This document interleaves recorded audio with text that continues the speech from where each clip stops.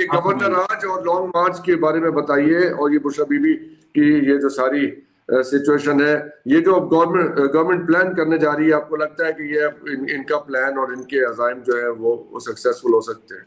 That's the question. देखिए, मैंने ये नहीं कहा कि बुशरा बीबी ने जो है ना कोई गुनाह किया है। मैं ये कह रहा हूँ कि उनका बनता नहीं था। एक सियासी जमात, एक सियासी जमात है, उस सियासी जमात के अंदर लीडरशिप मौजूद है, और इमरान खान के साथ वो, मुझे ये बताइए कि क्या ये मुझे बताइए कि क्या जेल से बार बार इंस्ट्रक्शंस आएंगी तो फिर आप पार्टी चलाएंगे? पार्टी तो आपकी चल रही है ना, आपने चेयरमैन लगाया हुआ है ना, आपके पास सेक्रेटरी जनरल, तमाम ओहदे मौजूद है आपके पास। ये तमाम लालची तबका जिसको आपने भर्ती किया हुआ है in the name of democracy या in the name of political party, आप उनसे जो काम लेने वाला वो काम तो ले नहीं रहे, आप उनसे वो काम कर नहीं रहे असल में। और आपको मुझे बताएं कि खान को पता चल गया कि ये कहां से खेल रहे हैं। आप कैसे, बुशरा बीबी और गंडापुर जो है, खान को उन पर एतमाद है, उन्हीं को ही रहबरी करनी चाहिए। तो बाकी लोग जो है वो नहीं है चेयरमैन। सियासी जमातों में ऐसे थोड़ी होता कि किसी एक पे एतमाद है। आज खान और अवाम है, एतमाद है, और अपनी बेटी पे सिर्फ एतमाद है। मैं कह रहा हूँ हमाद अजहर भी, बाकी लोग भी, सब बेईमान है। सलमान अकरम राजा तो नजम सेठी का आदमी है, वो तो इसमें वो जो है वो बेसिकली इंजेक्ट किया गया था, चला गया तो बहुत अच्छी बात। मैं तो सर किसी के नाम लिए बगैर बात कर रहा हूँ। तो इमरान खान की जगह बुशरा बीबी की लावत क्या करेगा?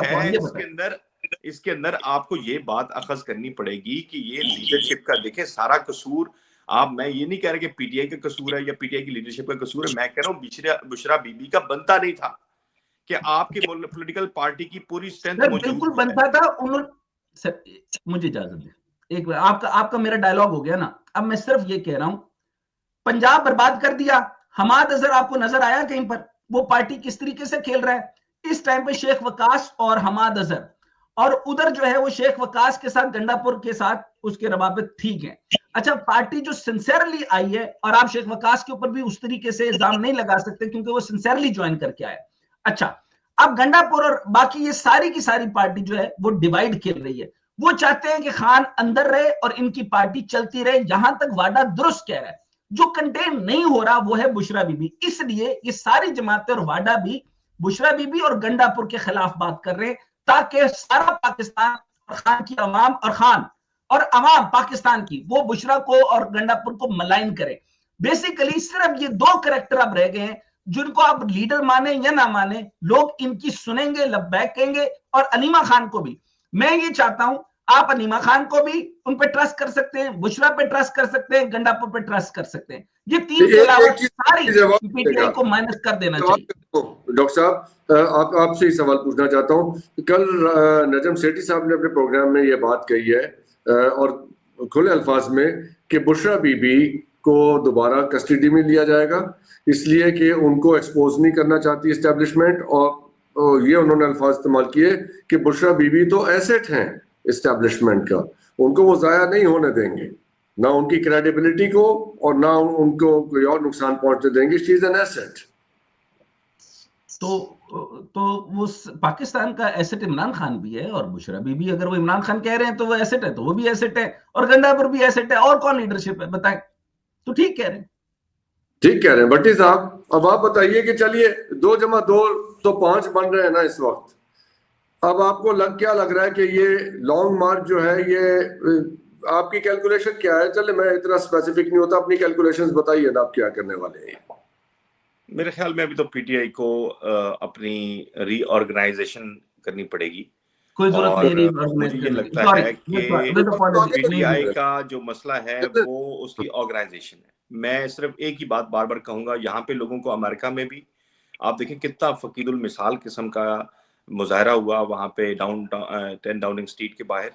इसी तरह से अमेरिका में बहुत बड़ा मुजाहरा हुआ, यूरोप के मुख्तलिफ मुल्कों में हुआ। ये आप देखें कि आपकी मकामी लीडरशिप किस तरह की हरकतें कर रही है। फिर उसके बाद एक दूसरे से गिले शिकवे, एक दूसरे से लड़ना, और एक छोटी छोटी चीजों पे अपने आप को लीडर साबित करने की कोशिश करना। तो हो रहा है। अच्छा, ये जो ग्राउंड रियलिटीज है ना, मैं तो अपने पास से नहीं कह रहा, ब्रिटिश पार्लियामेंट, यूएस पार्लियामेंट, ये इसका क्या मतलब है?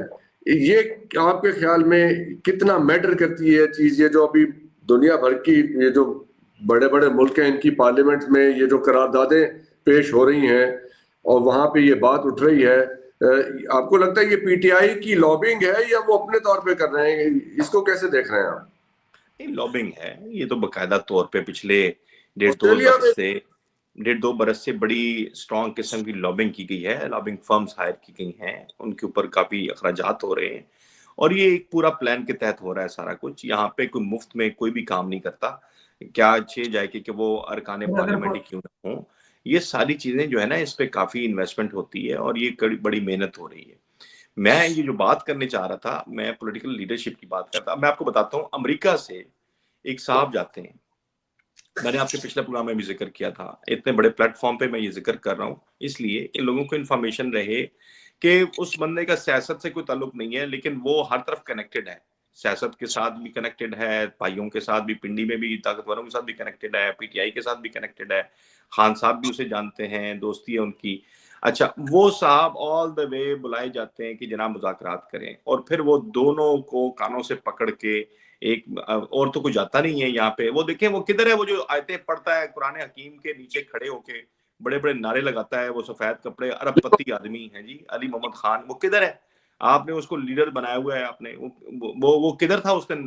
लोगों को मार खाने के लिए पश्तून बनना की कोशिश करते हैं ये लोग। तो नहीं, वो साहब यहाँ से गए, उन्होंने दोनों को नई थ्योरी दी है। वो थ्योरी ये है कि जी हमने तो एक रोस्टर बनाया हुआ था कि ये 4 घंटे बाद ये वाले लीडर चले जाएंगे, फिर अगले आ जाएंगे, फिर अगले आ जाएंगे, फिर अगले आ जाएंगे। वो तो अपना वेटिंग रूम में इंतजार कर रहे थे सारे बैठे। 48 घंटे वो गरीब लोग 48 घंटे के बाद पहुंचे थे इस्लामाबाद, 48 घंटे 50 घंटों के बाद आपकी टीम तरतीब दे रही थी अभी पैड बांध के। आपके दोस्त है ना अफसार आलम, आपके दोस्त है ना बहुत अच्छे अफसार आलम साहब, वो कल अपने वो टीवी प्रोग्राम में कह रहे थे कि ये सारे गरीब लोग, ये मजदूर दिहाड़ीदार लोग थे, ये गंडापुर साहब उनको पैसे दे के लेके आए थे भर्ती करके। चलो अच्छा, मैंने तो अपनी आंखों से देखा है, मुस्लिम लीग नून जो है जब परवेज मुशर्रफ के खिलाफ मुजाहरा करती थी तो वो वहां पे एक इस्लाम चक्री के एक बहुत बड़े लीडर हैं जो कि अब पार्टी के रहनुमा नहीं रहे, मैंने उनकी जेब में 100 के नोट देखे सफेद कपड़ों में, तो वो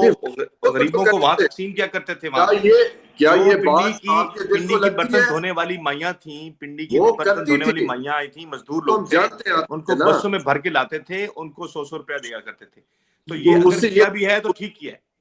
नहीं, आपको लगता है कि ये जो लोग आए हुए थे जिन्होंने गोलियां खा ली, ये कोई 2000-3000 रुपया लेके आए थे गोलियां खाने के लिए? मैं कहता हूँ जी बिल फर्ज आप बहुत बड़े आपने इन्वेस्टिगेटिव जर्नलिज्म किया होगा कि आपने उनको पकड़ लिया कि जनाब ये तो पैसे जनाब दिलवा के इनको लाया गया है, ठीक है, फिर भी उनका आना यहाँ पे 48-50 घंटे सफर करके और यहाँ के फेस करना आके स्टेट्स फायर्स का, जिसको बीबीसी भी कोट कर रहा है, इंटरनेशनल अल जजीरा और जिधर दीगर चैनल भी अपना रिपोर्ट कर रहे हैं।